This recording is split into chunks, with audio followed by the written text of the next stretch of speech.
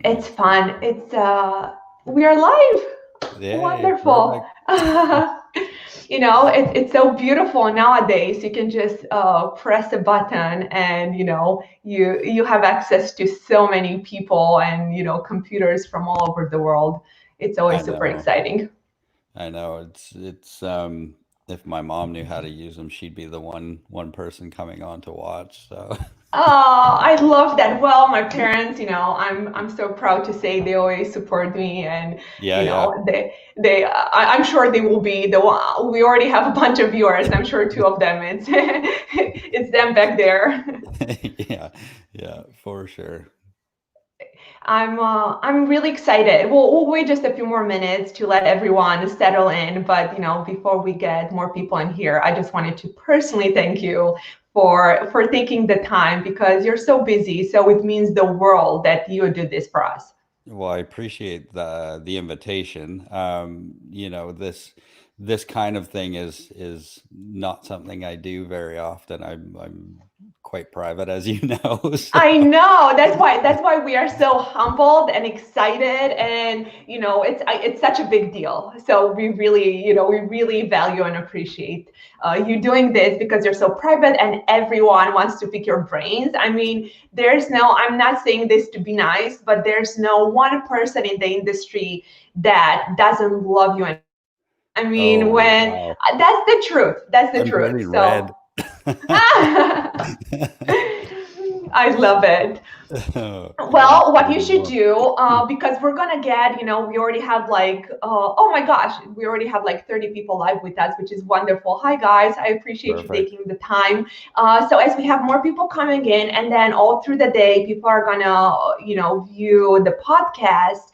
I would love for you to spend like 5 minutes just, talking about yourself and, telling people a bit about who is Todd Lamb and, what do you do? Sure. Again, thank you so much for the invite and to be in the pole position for the launch of your podcast. That's super exciting. I think that you're always on the cutting edge when it comes to giving your affiliates value, and this as it evolves, I'm sure will be very transformative for people's business. So that's super exciting. And again, thank you. For myself growing up, I live in Canada and I'm out on the West Coast. I grew up on the prairies in bitterly cold climate and eventually moved out to the West Coast when I was 19. And I've been out here full time since 22 or 23 years old after I got out of the army. But initially my life, even though I had a deep desire as a young person to run a business, the trajectory of my life was such that I really focused on public service, primarily because I had a daughter at such a young age. I was 19, my wife was 18, and I felt that I needed to be able to provide, and so I chose public service. I entered the Canadian Forces. And then once I left the forces, I did a brief stint commercial diving for a couple of years until my body just couldn't take it anymore. And from there, I ended up joining the police department, where I spent the majority of my career in as a K-9 officer and then as a SWAT team leader. So, Wow. um, yeah, I've, Impressive. I mean, I've you're just had, telling us like it's no big deal, but it's like a real life hero, right? oh boy. I I love don't it. see it that way, but Well, I would love to tell people that don't know this about you. Well, Todd flies his own helicopter. That's right. A year ago, when I had the pleasure of visiting Vancouver, he flew me in his own helicopter. I mean, yeah. how cool is that? How cool is that? It's it's one of those things that I just for anybody who's a pilot, you will know that it is absolutely addicting to see the world from that perspective. It really gets you anchored to this gift that we have called planet Earth and life itself. and then, like you were able to see some of the magnificent glaciers that we have just in our backyard. And then when you get to visit these spots in a heli, because they're so maneuverable, you can land in these places where footprints have not yet been, and that's wildly exciting. And so, once a week I try to get out to these places that have not been discovered yet, for the most part. So yeah, it's very addicting, but it's something that I'm extraordinarily passionate about, and I want to share with as many people as I can, because it's It really is it, life changing. I mean, that's how I explain my visit. It really is life changing and incredible. I don't know if you can see the comments too, but we have a lot of great feedback. Todd is Batman. I agree. Like it's I wish I had so, a cave with a Batmobile or something, but it's just that's a garage with awesome. a car. Oh, we have Joel here. Joel, he's from Hey, Joel. Vancouver.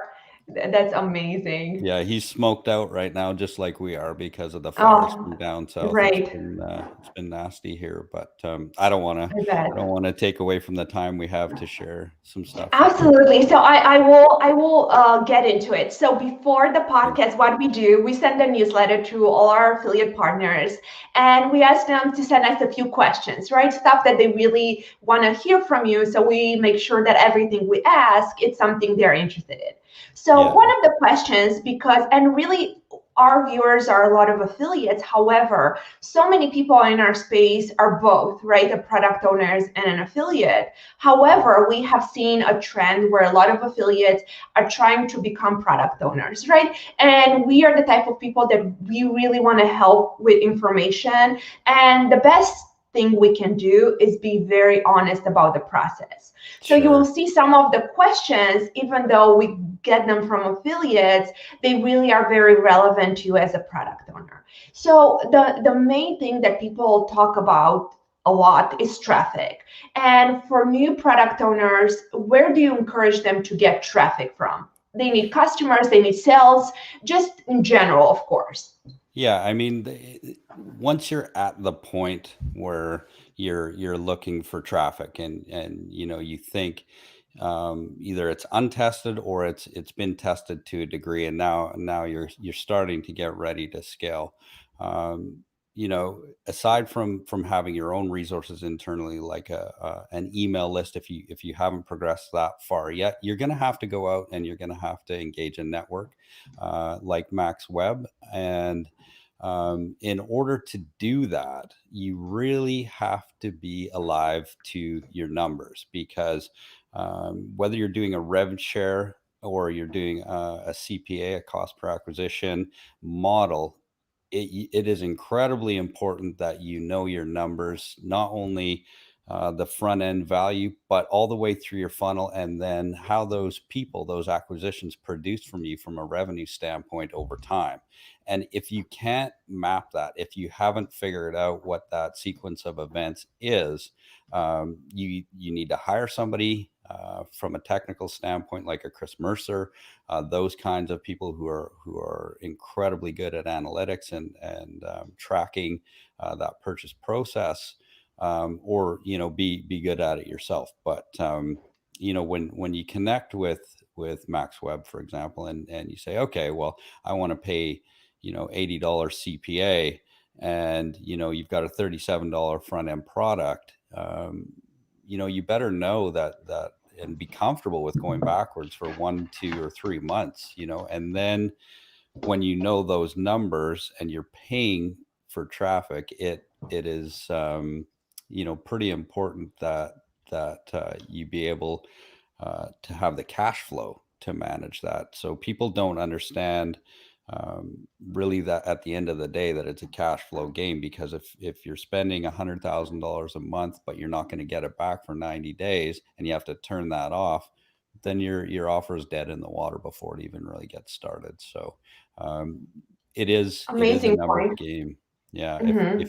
if you can't do it, which I'm not that guy, but I know what numbers need to be tracked, and I'll Mhm. get somebody with curly hair, glasses, and a big brain, to do it for me because I'm not that guy. Well, but this is something so important that you just touched based on, because honestly, we get so many product owners that would love the traffic. They want to offer a big CPA because they know that's what the norm is in the Sure. industry. And Yeah. if chances are they've been affiliate themselves, they know as an affiliate you expect 80, 90, even $100 for a supplement on a CPA, Yep. right?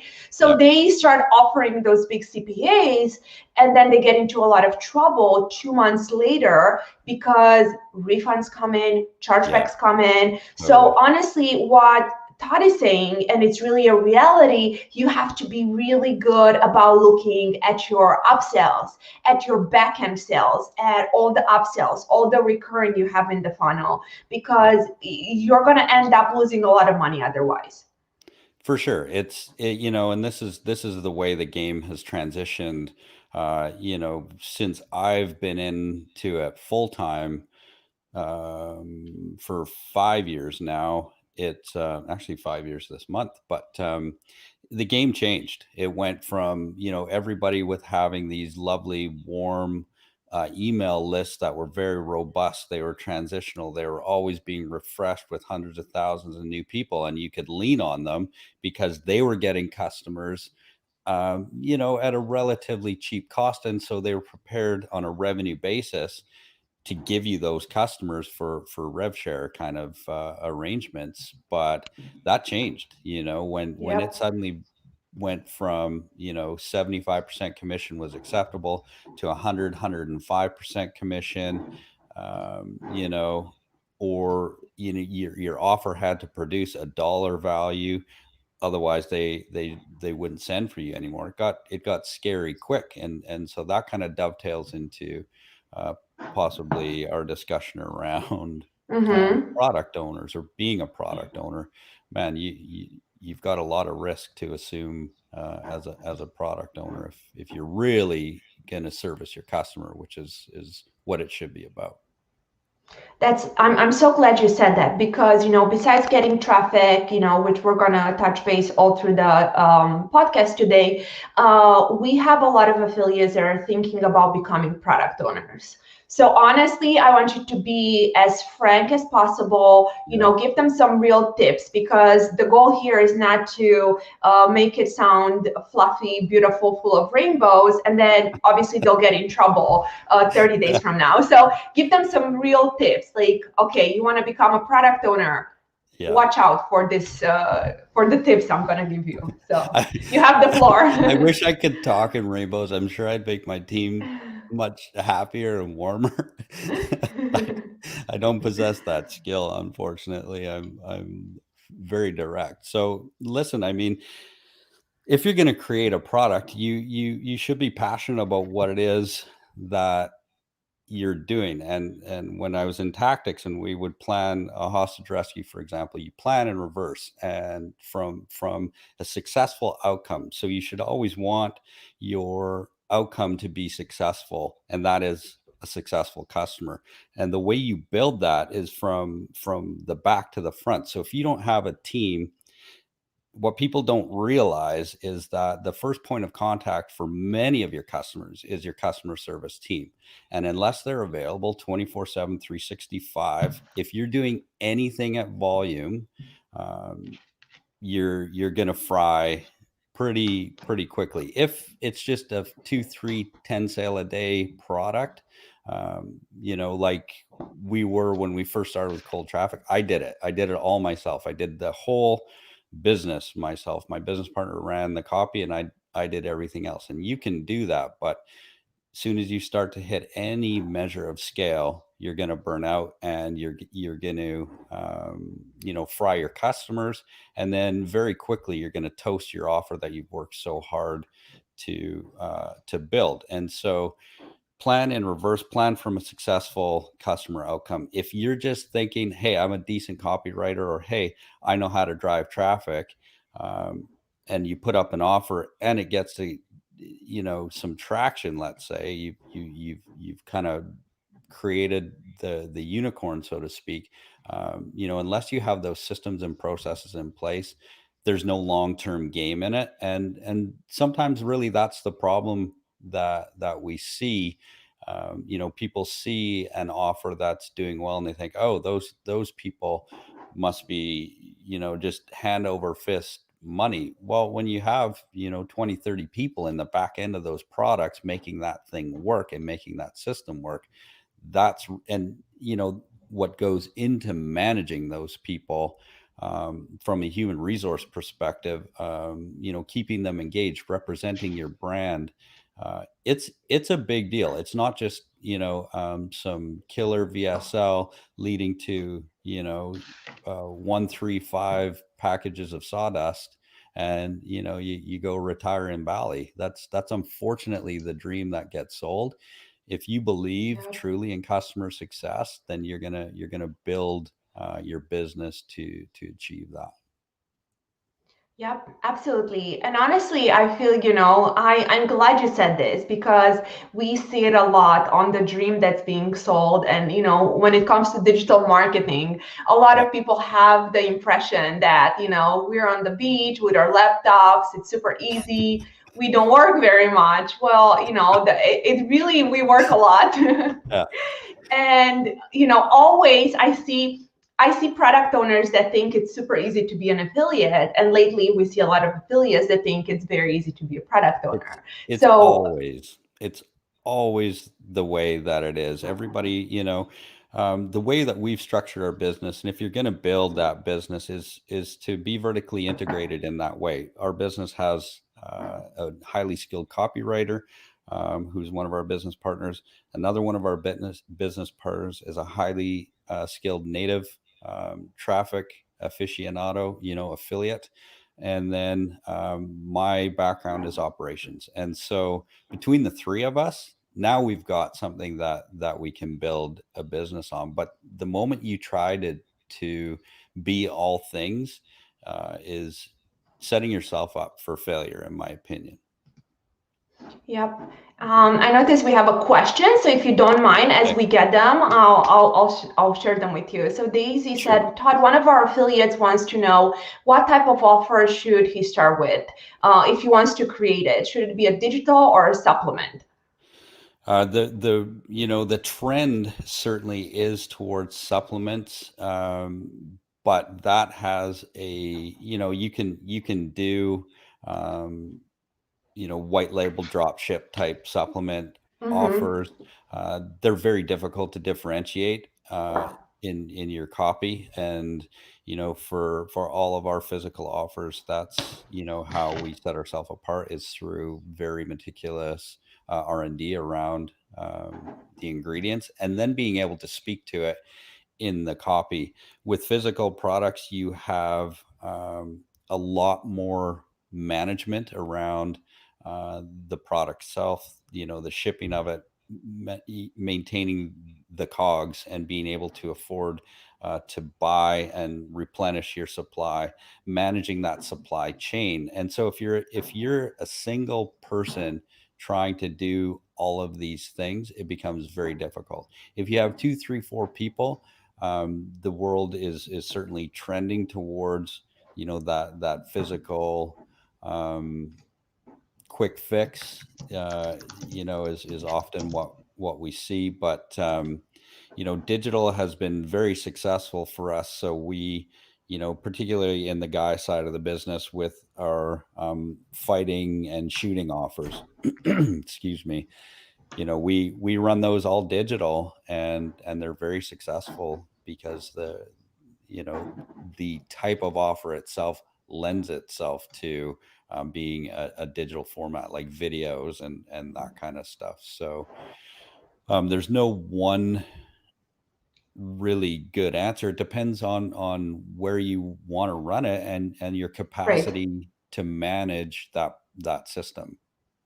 That's perfect. And I do agree. It depends so a lot on where you want to run it. And, depends if you want like a quick win, you want an offer that's going to be relevant for you to make some money, Yeah. for a month or two, or if you want something sustainable that's going to be around for a long time. And Yeah. honestly, it's no secret. We partner up and we love the type of product owners, that really care about the customer experience. And, it's enough for you to go, at Pure Life Organics on Instagram or Facebook, and you're going to see how beautiful the content is. And it's Yeah. really extremely, it really is targeting the customer needs. I mean, we can say stuff like this, and then the people watching are going to go to Insta, and if it's not true, it's going to be obvious. And Yeah. it really depends on the type of brand that you want to create. So I Yeah, I agree. mean that we leverage social in a way that is designed to, you know, if you happen to buy our greens, here's how you use them, and we have one of our subject matter experts making fudge balls with our chocolate greens, or we have somebody making a popsicle with our flat belly tea. It's all of these Fantastic. value adds. I'm not there to sell. I'm there to create value and anchor people uh, to our brand. I mean, at the end of the day, if Pure Life Organics goes up in flames tomorrow, nobody's going to remember it unless I've done those things and done them well and increased my reach. And so it's a long game. None of this is short. I mean, we could have faded away into nothing after the flat belly fix came out in 2016. But it's just there's just too much work to do Yeah. to really transform people's lives. And so we just decided to continue to build and build and build, and that's kind of the evolution of where we're headed for sure. Well, this is a fun question. Yeah. Cam got this one from one of our affiliates on Skype. Todd, what is your favorite book? Oh, I'm one of these guys that I did all the reading. I haven't read anything significant in terms of business, but Think and Grow Rich is such a powerful book. The Secret I really enjoyed in a light way. But I always come back to Think and Grow Rich. But I am a firm believer that once you've read, you know, um, all or any of these books, at some point you just have to get out and do. If I've got time for reading, that means I'm probably not creating or strategizing around our next launch or our next product, or connecting with somebody in business. My job now as the CEO of my company is to build leaders, and I need to focus on what I'm doing with our people internally, and how I'm building them up to be successful themselves, whether in their in their endeavors, if they don't stay with us forever, or if they want to take on leadership roles. That's my job, and leadership, and the books around leadership are wonderful, and they're very good, and they give you clarity around your vision and values, and how to establish all that. But at some point you got to do the thing, and that's where I'm at this point in my life for sure. That's beautiful. And honestly, it sounds, when we hear business people talk, right? I did my MBA at UCLA, and it sounded like something cheesy, like, oh my gosh, you have to read a lot of business books. So what is Yeah. really that gonna have to do with you being like a good leader? Well, guess Yeah. what? It's life changing. I mean, we have brilliant people that have spent 50 years and entrepreneurs, maybe even 10 years more than you, right? But they already went through stages that you haven't as a new Yeah. entrepreneur. So I completely agree. They're incredibly valuable. I mean, it Yeah. really transforms your journey and takes so many bad steps that you Yeah. can avoid, because you're really, when you read a good business book, you're really investing time in figuring out other people's mistakes, and then you really 100%. learn how to avoid them. Yeah. uh, That's, I once you kind of have that good foundation in sound business practice, you understand the principles, particularly around building your own business.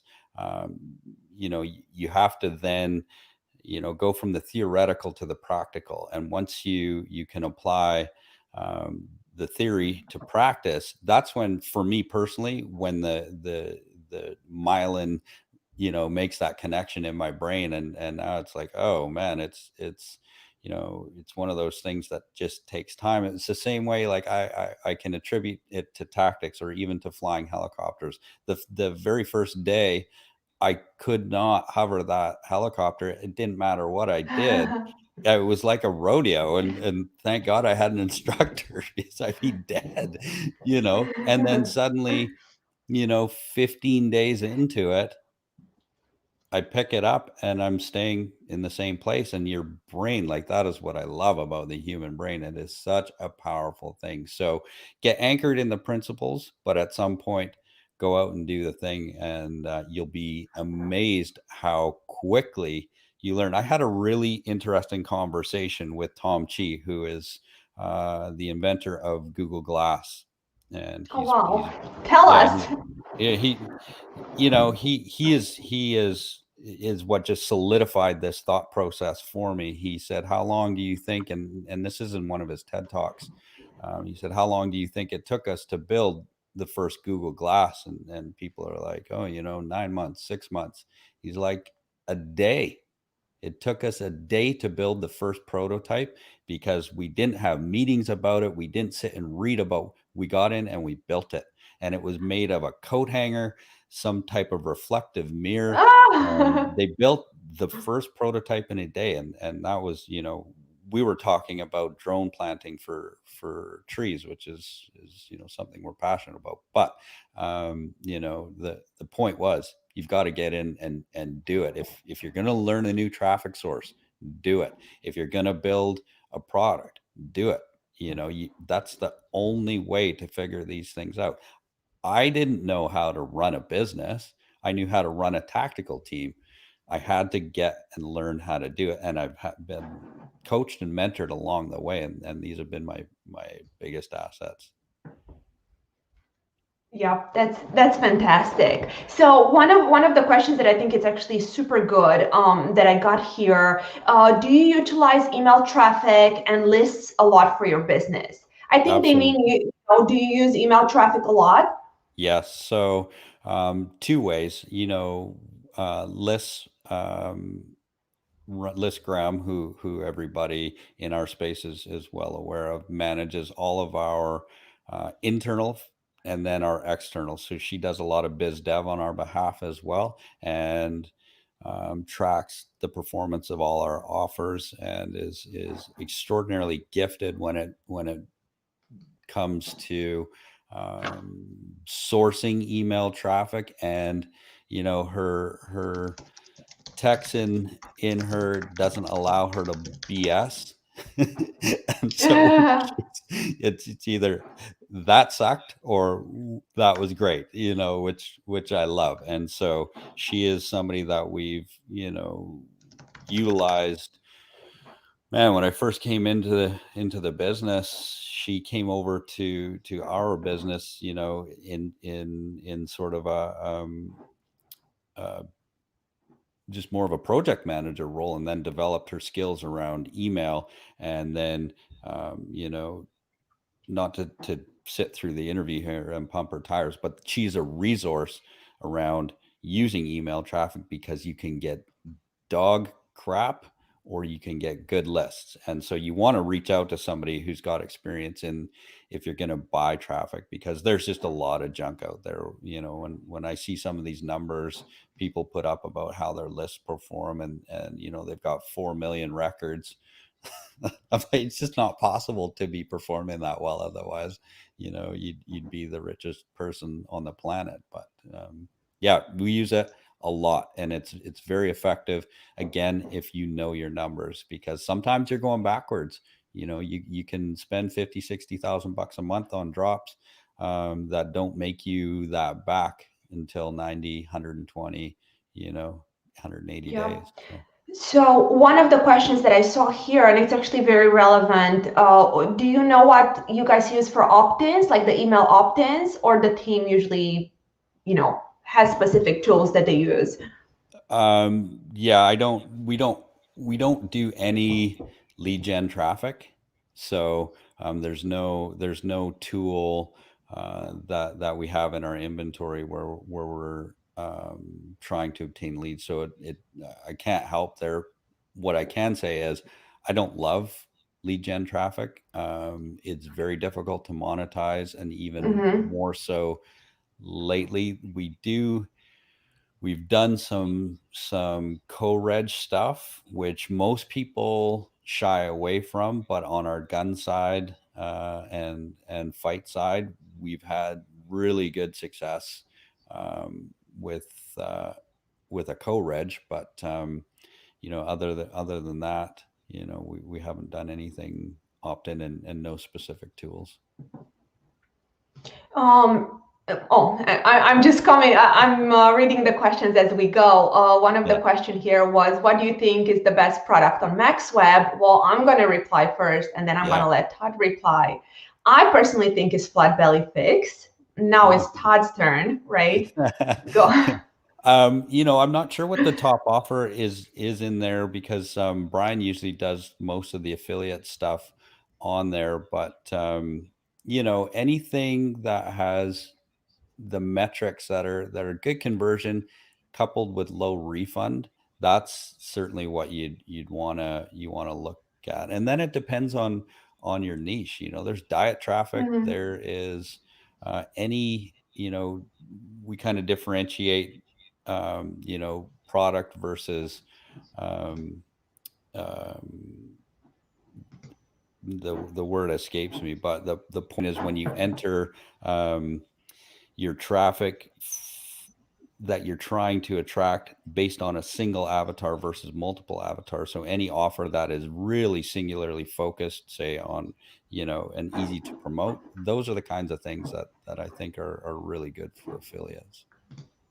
Yep, I agree. And honestly, what I always say, if you're not sure, those account managers should be your best friends. I've been saying this all the time because we want to know what's your traffic source, what's your niche, what type Yeah. of traffic you have, and then it's going to be very easy for us to help you pick a really good offer, right? How Todd said, maybe it's weight loss, maybe is survival. There are many different categories, so it really depends. And Todd and I would love to help, but really the account managers are the ones that see all the offers all the time. They see what all the other affiliates are doing, and they really love to help. Yeah. um, Yeah. Yeah. And that's kind of important to understand around, the way you're going to position your traffic, and then what offer you want to plug into, if you're using landers or jump pages or whatever people are calling them, and then if your source is native, or if it's Facebook. And if you're doing gray hat tactics on Facebook, and all of these different sort of things, um, you want to have the right offer to do that. And um, it oftentimes requires a different tactic or approach for a different channel. Like native people don't respond, or native customers don't respond the same way that Facebook customers, the same way that YouTube customers, the same way as GDN. All of those different channels require the product owner um, to have resources available for those different channels, right? And whether it's a VSL or a written lander, and man, it's it's very complex. Yep, I agree. This is a good one from Andra. I don't know if you know her. She's a common friend. She also has a product. Yeah, And, talking about junk traffic, is native still reliable for both digital and physical products? She received a lot of junk traffic from another network. I told her not to use the name, right? Because we don't want sure, to sure. Yeah. we don't want to point fingers, but, it does happen. So from your experience, do you still see native as a reliable traffic source? Absolutely. I mean, that's we think that. if you are very skilled as an affiliate, you should be able to set up your tracking in such a manner that you're using sub IDs all the way through, so you can determine traffic source, or even, like say we're using MaxWeb, we use MaxWeb traffic source affiliate. So we set up sub IDs 3 ways so that we can just say, hey, Anna, shut down 7792 because they're sending garbage or they're fraudulent. Mhm. um, Yep, so that really amounts to it's your ability to important. manage your traffic, and you want to do that through adequately setting up using tools. And I'm not sure what Brian's using. I mean, we use Tune right now, Mhm. um, to manage most of that, but That's such a good reply, and thank you for saying this. Obviously, we got the questions live, so nothing is rehearsed. We yeah, tell this a lot to product owners,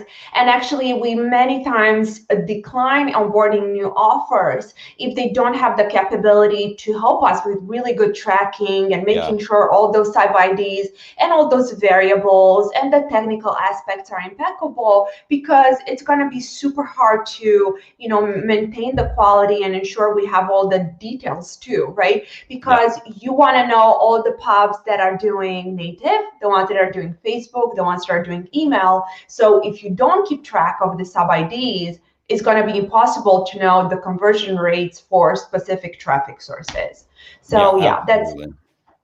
that's fantastic. So another question, very pragmatic, to the point. You're a new product owner. Do Okay. you think it's better to get your own payment processing, or go with the alternative of using someone like ClickBank or Buy Goods or Digistore 24? What is best? Do your own processing or go with one of the platforms?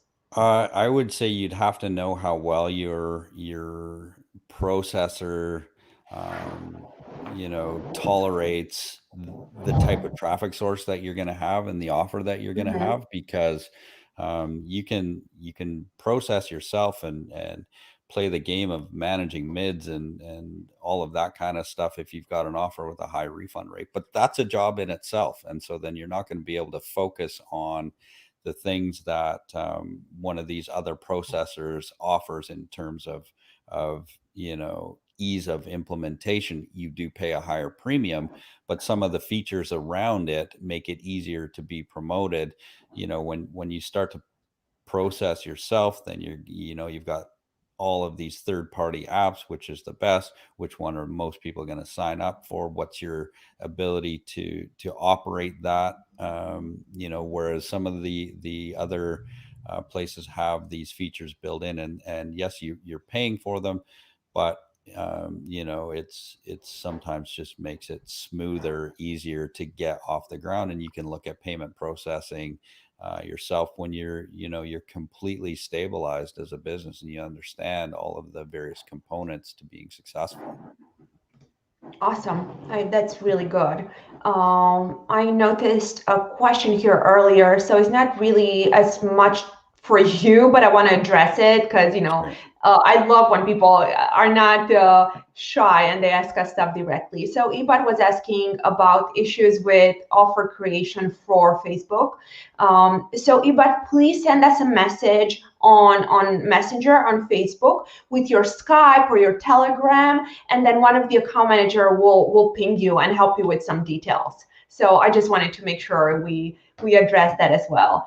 Sure. Then we had a question about a good email marketing strategy. So I personally am not the expert. I Todd, I was thinking we can get Liz or one of Yeah. the experts. If you have any insight, please let us know on like a good and straight profitable marketing strategy for Yeah, email. it really boils down to opens and clicks. Like if you don't have the ability to write those very you know luscious, just like, oh my god, I have to open that email, you don't possess that skill as a copywriter, then you're going to have to go out and get that done. So the strategy, just from that first phase of that process, opens and clicks, you have to have very good subject lines, which have to be tested and proven. Mm, And then you have to have a body in the content that people want to click on, and then obviously the offer has to convert, but that's something completely different. So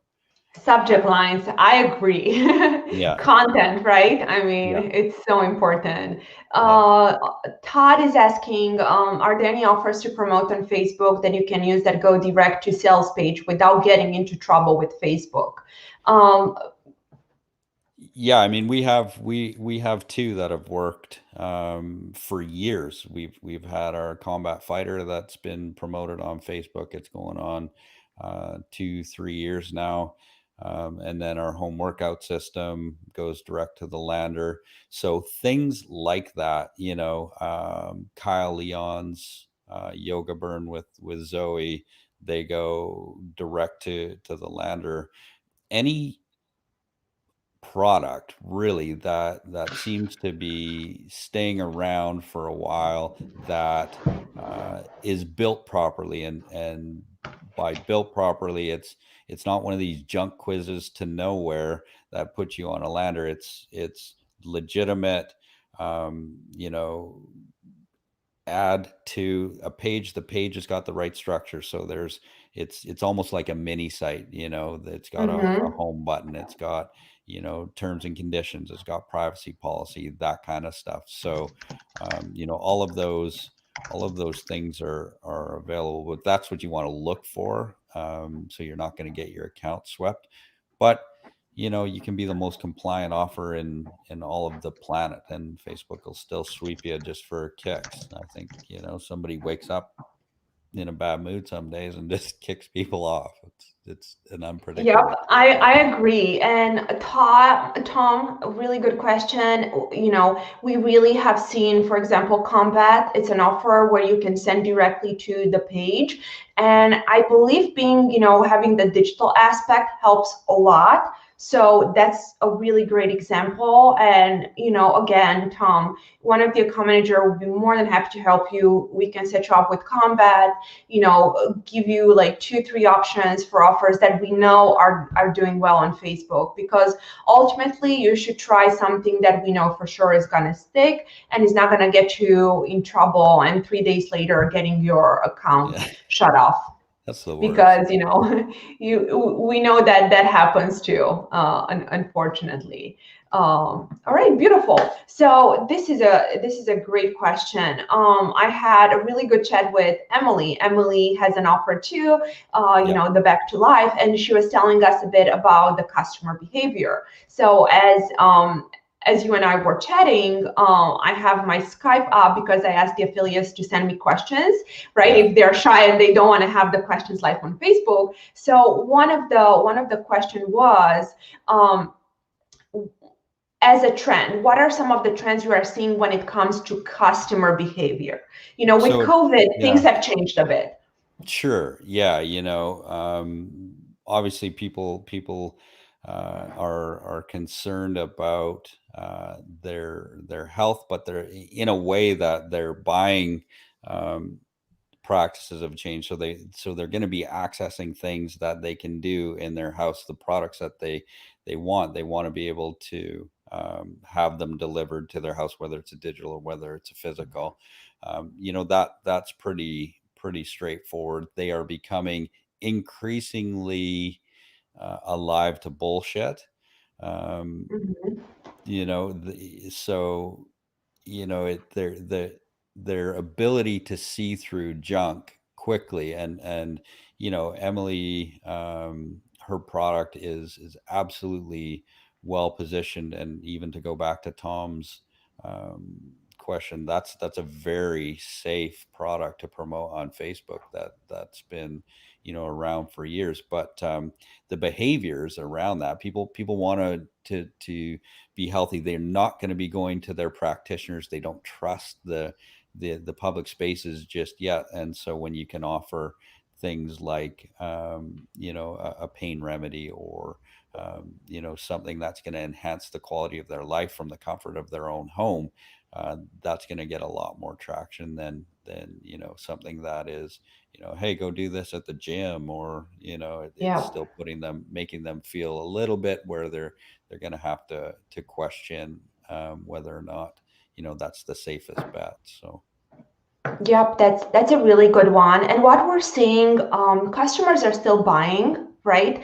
But I think it's really the time, and customers really have egocentricity around the fact that they do want to be healthy, they want to feel better. So even if it's not something specific like immunity, they still want to get in shape and feel better yeah, because when it comes to the virus, without getting into anything specific, because we're not the experts, we do know that people that have a good physical health are going to get better sooner. So we are seeing that people really invest in products that are going to help them even lose weight, feel better, yeah. get in shape. So Sleep, the sleep's a mhm. big one.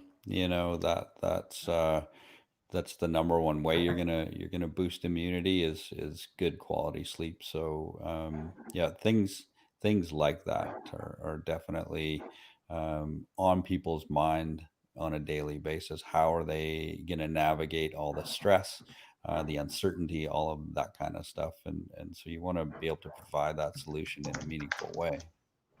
Yep, absolutely. Oh, this is a good one. How do you think our industry will be impacted in 2020? And what Adam means here, because him and I were discussing, do you think that digital marketing is going to continue trending up the way we saw it this year, or you think with COVID it's going to change and we're going to have this like a black era of not being profitable with digital marketing? Yeah, no, I think it's going to continue. I think that the people who are smart about it and know their numbers well enough and um, can sustain the longer game are going to be the ones who ultimately come out on top. I think that there's going to be more competition. The Obviously the bigger stores are coming into the platforms and into those auctions for those customers eyeballs. And so you just have to be very good at your craft, and that's why I caution people about wanting to go into too many places. If you're a good affiliate, get better, become the master of that craft. If you're a product owner, make it a product that is so irresistible that affiliates who are masters want to promote, and then build relationships with those people. It's a very synergistic relationship between the different aspects of the business, and I'd rather spend the time building relationships with people than necessarily wasting time trying to build a core competency that I just don't have you know That's such a good point. And going back to traffic, we discussed about it in the beginning before we got a lot of questions, which I love and we appreciate. What are a few things you want people to take away from our talk today when it comes to traffic? They need traffic. What they should do, right? Because you as a product owner, you have seen it all. Give them some details and tips about where they can get customers. Yeah, I would say that you want to be in places, whether it's if you're a product owner, you want to be in places that and adding value to places that people who are product owners as well, because oftentimes they'll already have customer lists that you can, if you have a relationship or build a relationship with them, that you can test. Be prepared to spend money to test. That's one of the things that I learned early on is it's you can test a product over 6 months or you can test it over a week.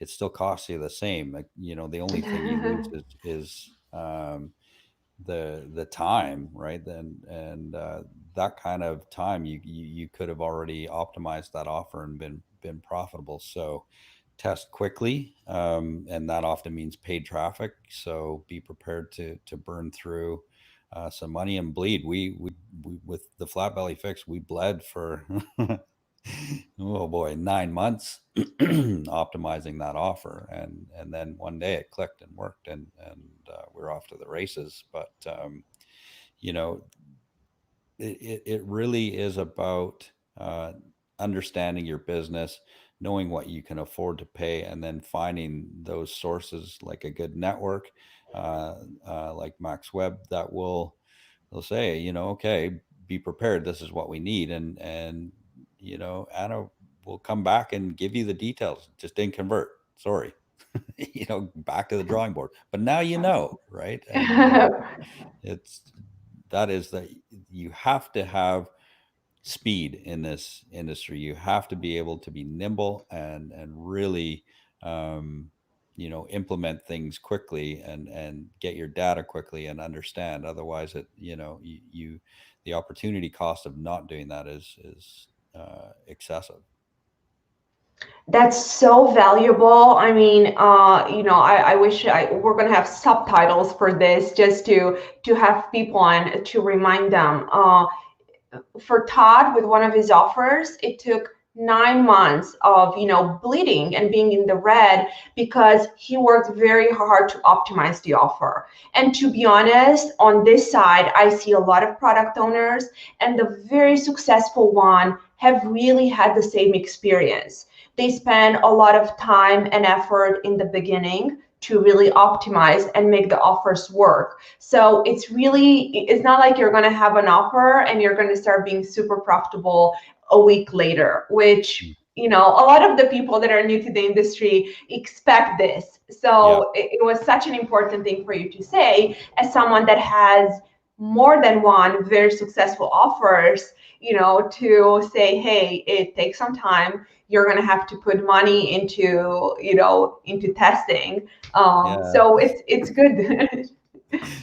It hurts sometimes, that's for sure. But it's a process. It's a business. You don't, nothing that's worth having comes quickly, in my opinion. But Yeah. Oh, this is another good question. What yeah, are the top three tools you personally use day to day to maximize your workflow and uh, stay productive? yeah, a calendar. I mean, I feel uh, very fortunate that internally I just have a desire and level of discipline that I can be productive within a certain time frame. But my calendar is the first and foremost. I check that. It's the last thing I do before I slip my phone off into airplane mode. I cannot be reached after 8 p.m. at night. It's not possible because I'm sleeping. And having my calendar, that last view, sets me up for the next day. Pen and paper, I make notes on what it is that I want to achieve. I'm not super high tech. I don't use have multiple day planners or things like that. And I'm not distracted. You know I yeah, still do it I'm too. so So this is my high tech thing. uh, It's like I this is love it. it. Old school, right? I Yeah, know. it I don't just know if you guys do it, but I definitely still do it too. it just feels good. But a well organized calendar, you know, um, and then man, internal discipline and staying focused and I really want to caution people around where social media has headed, and I'm not distracted by that stuff. If it's not a tool, I want nothing to do with it. I don't want to be wasting my time on I love my friends and family, but I don't care if you're eating a banana on the side of a mountain. tell me about it when we meet. A It's hundred percent, 100%, and I think it's even harder for the newer generation, right? Because they do everything online, and sure. it's very hard for them to stay productive. Yeah. So, this was a really good point in business. If you're, watching this, and you really see someone that's extremely successful, that has, have Todd has taken many businesses to, the levels where a lot of you want to be, and the way Todd lives, and closing his phone, not looking at Facebook. These are all stuff that they're for real. I personally have seen how Todd is, and it's true, and it's so much value from it. People think it's just something nice to say, like, oh, I don't use a lot of Facebook. Where really, a lot of people don't. Like, it's not something crazy or nice that you just say.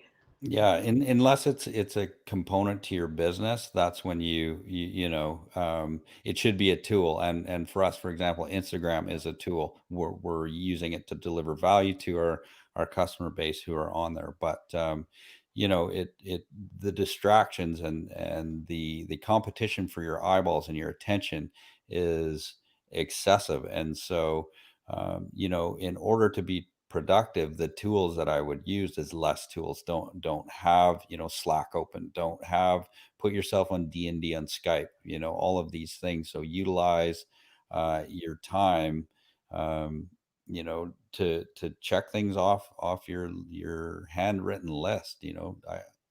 There's value in putting pen to paper and what it feels like when you're writing and looking at the thing you want to accomplish, and then doing that. Absolutely. So we had, another question earlier, and I don't want to miss it. You mentioned about testing the offer, and Carlos said if it's possible to really test an offer over a week in native.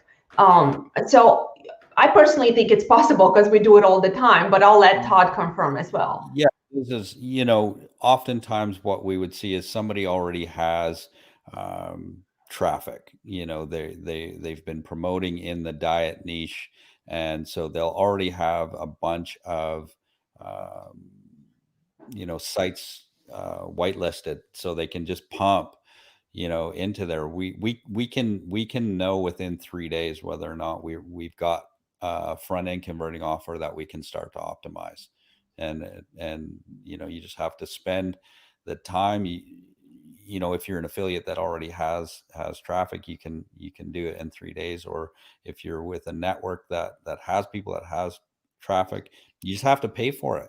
You say, like, I don't, because if your offer doesn't convert, well, that affiliate's going to lose a few thousand, to several $1,000s by testing your offer. So you just have to compensate them and say, listen, if you pop this in your peak traffic time and you've got good converting diet traffic, and I'll compensate you accordingly, then by and large they're willing to do that.